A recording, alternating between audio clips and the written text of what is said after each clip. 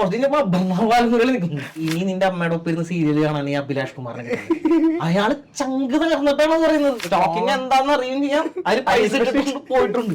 വലിയൊരു ഒരുപാട് പ്രത്യേകതയുള്ള സിനിമയും കൂടി ആയിരിക്കും. ഇപ്പൊ ബാക്ക് ടു നമ്മൾ ആക്ടിങ് വന്നു കഴിഞ്ഞാല് ഇപ്പൊ എനിക്ക് പേഴ്സണലി ഇഷ്ടമുള്ളതാണ് ഇപ്പൊ പൂവന്റെ ക്യാരക്ടർ, ബെന്നി ചേട്ടൻ എന്ന് പറയുന്ന ക്യാരക്ടർ. ഓൺ സ്ക്രീൻ റൊമാൻസ് ചെയ്യാൻ എങ്ങനെയാണ്? ചമ്മലം പൂവനൊക്കെ നമ്മൾ കടന്നുകൂടി. അത് കഴിഞ്ഞ് കുറച്ച് കഴിഞ്ഞപ്പോ ബ്രഹ്മവാൽമുരളി നിൽക്കുന്നു. അത് നാഷണൽ അവാർഡൊക്കെ അപർണ ഭയങ്കര കൂളായിരുന്നു.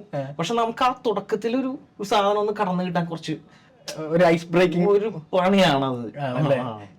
എന്ത് ആക്ട് ചെയ്യാൻ എളുപ്പം, കുറെ കൂടി കൈകാര്യം ചെയ്യാൻ എളുപ്പം തമാശയാണെന്ന് തോന്നുന്നു. തമാശ എന്ന് വെച്ച് കഴിഞ്ഞാൽ എനിക്ക് ആക്ട് ചെയ്യാൻ ഒരു ഇവിടെ സീരിയസ് ആയിട്ട് ചെയ്യുന്ന തമാശ ഉണ്ടല്ലോ, അതായത് നമുക്ക് ഇയാൾ തമാശയാണ് കാണിക്കുന്നതെന്ന് ഇയാൾ അറിയരുത്, ക്യാരക്ടർ അറിയരുത്. സീരിയസ് സിറ്റുവേഷൻ ഉദാഹരണം പറഞ്ഞു കഴിഞ്ഞാല് ഇപ്പൊ നല്ല നിലവുള്ള അല്ല ഇപ്പൊ സൂപ്പർ ശരണ്യയില് ഇയാള് പോയിട്ട് ഇങ്ങനെ പറയുന്നില്ലേ, അതായത് ഇനി നിന്റെ അമ്മയുടെ ഒപ്പം ഇരുന്ന് സീരിയൽ കാണാൻ ഈ അഭിലാഷ് കുമാറിനെ കിട്ടുന്നത്. അയാള് ചങ്ക് തകർന്നിട്ടാണ് പറയുന്നത്.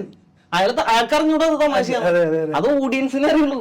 ഈവൻ അയാള് ചാടി മുണ്ടെടുത്തിട്ടാണ് പോകുന്നത്. അതുപോലും പുള്ളി ഫ്ലോയിലാണ് ചെയ്യുന്നത്. അല്ലാതെ അയാൾക്കതറിഞ്ഞാൽ പക്ഷെ അങ്ങനെ ചെയ്യുന്ന ആൾക്കാരുണ്ട്. ഇപ്പൊ ജഗതി ചേട്ടനൊക്കെ അങ്ങനെയല്ലേ, പുള്ളി ആ ക്യാരക്ടർ അതിനെ തമാശയായിട്ടാണ് കൈകാര്യം ചെയ്യണം എന്നുള്ളൊരു ഭയങ്കര ബുദ്ധിമുട്ടാണ് സാധനം ചെയ്യാൻ. മിക്കവാറും അതൊക്കെ ചെയ്യുമ്പോ എന്റെ ഒന്ന് രണ്ടെണ്ണം എനിക്ക് തെറി കേട്ടിട്ടുള്ള ഒന്ന് രണ്ടെണ്ണം അങ്ങനത്തെ തമാശയാണ്.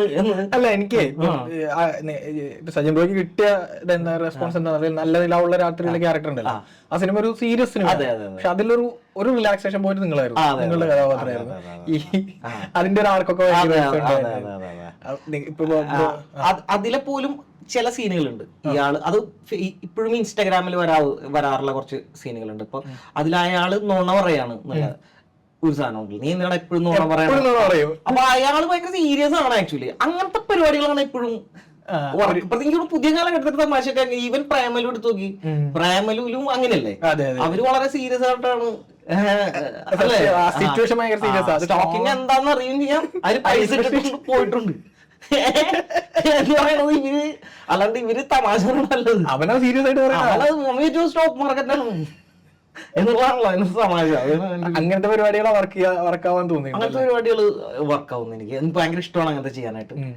അയാള് സീരിയസ് ആവാന്നുള്ളത് അത് ഭയങ്കര രസമാണ് പരിപാടി.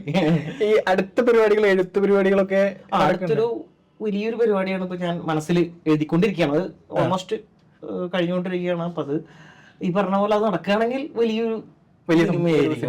ഒരുപാട് പ്രത്യേകതയുള്ള സിനിമയും കൂടി ആയിരിക്കും.